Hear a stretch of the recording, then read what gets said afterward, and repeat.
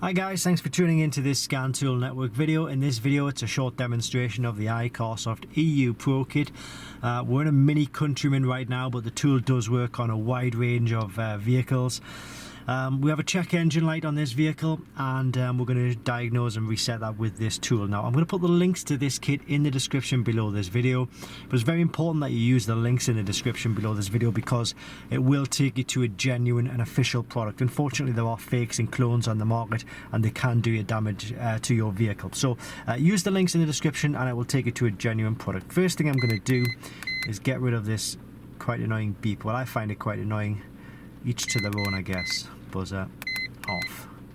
Okay, so with the check engine light you can obviously go through your whole process of selecting your specific vehicle, which is absolutely fine to do, but I find quickest and best way to do this is to click on the check option, the check engine option, and we'll just click enter. What this is going to do is give us a quick link to the engine system of the vehicle. So it's telling us mil status is on, that's a malfunction indicator light, and the codes found there are two codes found within the engine system.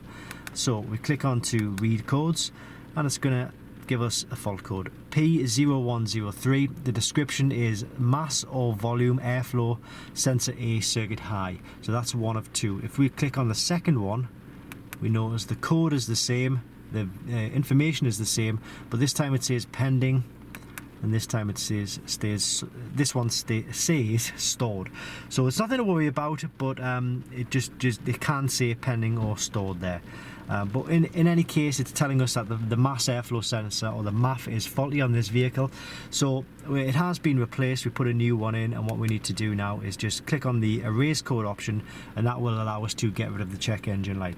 So I'm going to click on to erase codes.